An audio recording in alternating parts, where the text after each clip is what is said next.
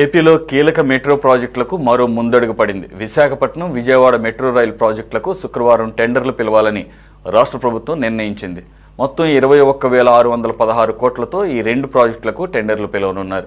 Visakha metro రైలుకు 11,498 కోట్లతో, విజయవాడ మెట్రోకు 10,118 కోట్లతో టెండర్లు పిలవనున్నారు.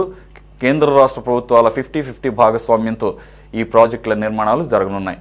విశాఖ మెట్రోకు రాష్ట్ర ప్రభుత్వ వాటా కింద VMRDA నుంచి 4,101 కోట్లు ఇవ్వాలని నిర్ణయించారు.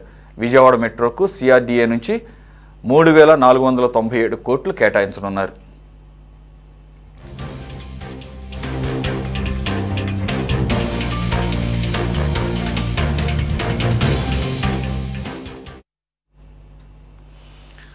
రైట్, పూర్తి వివరాలు మా కరెస్పాండెంట్ రామకృష్ణ అందిస్తారు. రామకృష్ణ, ఈ విజయవాడ విశాఖ మెట్రో అనేది మన విభజన అంశాల్లో కూడా ఒకటిగా ఉంది కదా, మరి ఈ పరిస్థితుల్లో 50-50 కేంద్ర ప్రభుత్వం రాష్ట్ర ప్రభుత్వం అని చెప్పేసి అన్న పరిస్థితుల్లో ఆల్రెడీ రాష్ట్రం అనేకమైనటువంటి ఆర్థిక ఇబ్బందుల్లో ఉన్న పరిస్థితుల్లో 50% కూడా రాష్ట్రం పెట్టుకోవాల్సిన అవసరం ఎందుకు వచ్చింది? మొత్తం కేంద్ర ప్రభుత్వం పెట్టుకునేటువంటి అవకాశం లేదా ఈ విభజన హామీల్లో భాగంగా? సురేష్, విశాఖ విజయవాడ మెట్రో ప్రాజెక్టును పట్టాలెక్కించేందుకు అటు రాష్ట్ర ప్రభుత్వం శ్రీకారం చుట్టబోతోంది. రేపు దీనికి సంబంధించి టెండర్ల ప్రక్రియను ప్రారంభించబోతా ఉన్నారు. రేపు టెండర్లకి పిలుస్తా ఉన్నారు. ప్రధానంగా ఈ ప్రాజెక్టుకు సంబంధించి అటు విజయవాడ, విశాఖపట్నం రెండు కూడా ఆ రోజు విభజన హామీల్లో భాగంగా కేంద్ర ప్రభుత్వం ప్రతిపాదించినటువంటి ప్రాజెక్టు. అయితే అప్పట్లోనే దీనికి సంబంధించి 50-50గా పేర్కొనడం జరిగింది.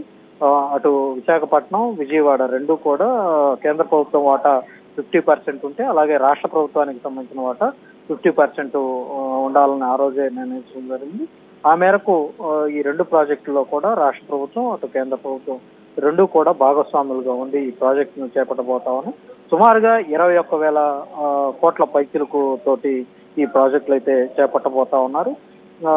వైజాగ్ నగరానికి సంబంధించి మెట్రో రైల్ ప్రాజెక్టు వ్యయం సుమారుగా 11,498 కోట్లతోటి తొలి విడత పనులకు రేపు టెండర్లు పిలవబోతా ఉన్నారు. ప్రాజెక్టు వ్యయంలో రాష్ట్ర ప్రభుత్వ వాటాగా CRDA నుండి 3,497 కోట్లు కేటాయించబోతా ఉన్నారు. అలాగే తొలి ఫేజ్ లో భాగంగా 3 కారిడార్లో 46.23 కిలోమీటర్ల మేర నిర్మాణాలు చేపట్టబోతా ఉన్నారు. ఇక మొదటి కారిడార్ కు సంబంధించి స్టీల్ ప్లాంట్ నుంచి కొమ్మాది వరకు, అలాగే రెండవ కారిడార్ గురుద్వార నుంచి ఓల్డ్ పోస్ట్ ఆఫీస్ వరకు, మూడవ కారిడార్ లో తాడిచెట్లపాలెం నుంచి చిన్నవాల్తేరు వరకు కూడా 42 మెట్రో స్టేషన్లు అక్కడ వైజాగ్ సంబంధించి రాబోతా ఉన్నాయి. ఇక విజయవాడకు సంబంధించి విషయానికి వస్తే, విజయవాడలో మొత్తం దాదాపుగా 10,000 కోట్ల తోటి అంచనాలు తయారు చేశారు.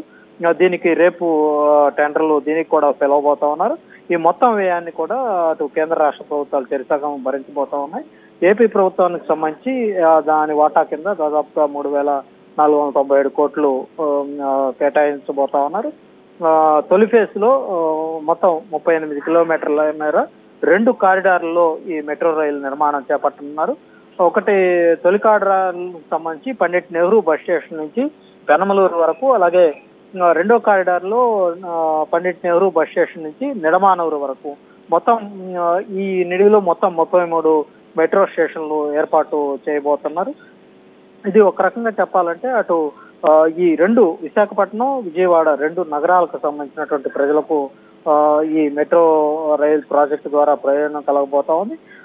ట్రాఫిక్ సమస్యలు, ఇప్పటికే ట్రాఫిక్ సమస్యలతో ఇబ్బందులు పడుతున్నటువంటి ఈ రెండు నగరాలకు కూడా ఈ ట్రాఫిక్ సమస్యల నుంచి శాశ్వత పరిష్కారం లభించబోతా ఉంది. ఇక పర్యావరణానికి సంబంధించి కూడా ఈ ఒక రకంగా చెప్పాలంటే ఈ మెట్రో రైల్ అనేది మెరుగైనటువంటి రవాణా వ్యవస్థగా పర్యావరణ హితంగా కూడా ఉంటుంది. ఉద్యోగ అవకాశాలు కూడా దీని ద్వారా తద్వారా వచ్చే అవకాశం ఉంది.